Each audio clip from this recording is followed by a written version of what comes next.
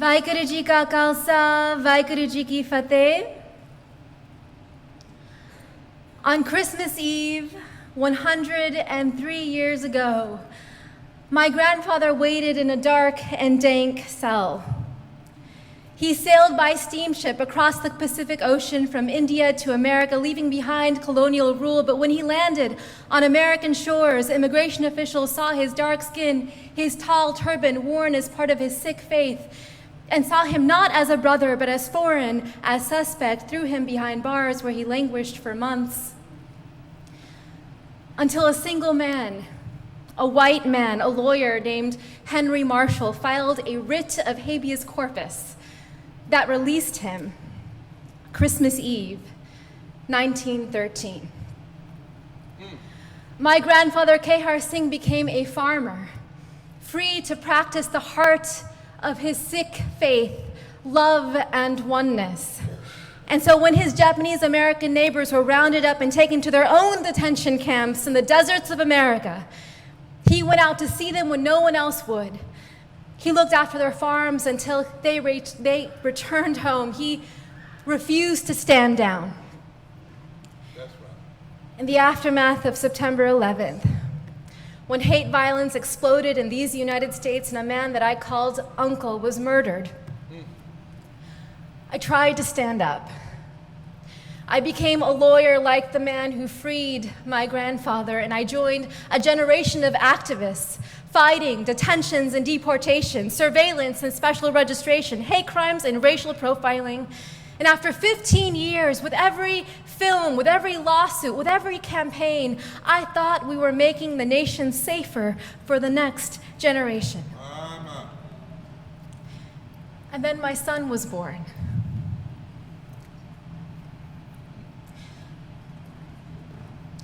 On Christmas Eve, I watched him ceremoniously put the milk and cookies by the fire for Santa Claus.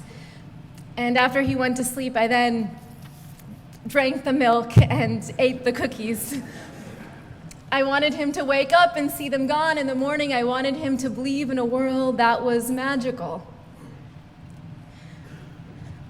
But I am leaving my son a world that is more dangerous than the one that I was given.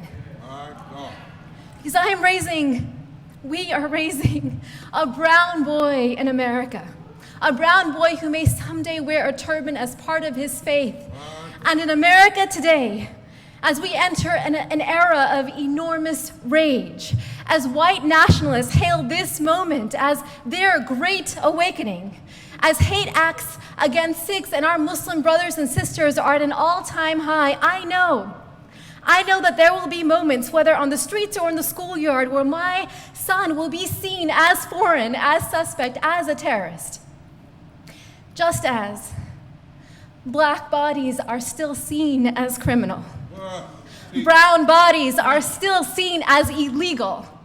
Trans bodies are still seen as immoral. Indigenous bodies are still seen as savage. The bodies of women and girls seen as someone else's property. And when we see these bodies not as brothers and sisters, then it becomes easier to bully them, to rape them, to allow policies that neglect them, that incarcerate them, that kill them. Yes, Rabbi. The future is dark.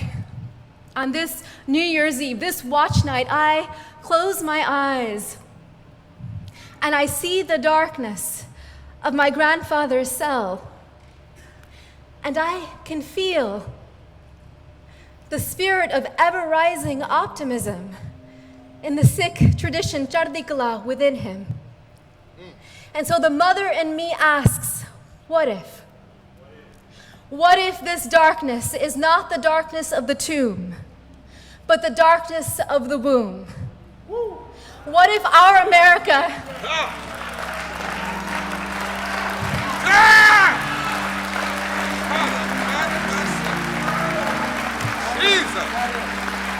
What if our America is not dead, but a country that is waiting to be born?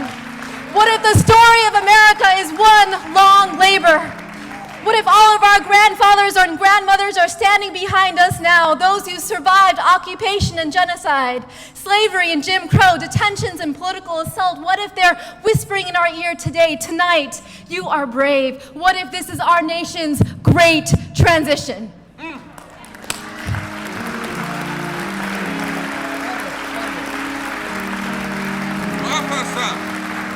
What does the midwife tell us to do?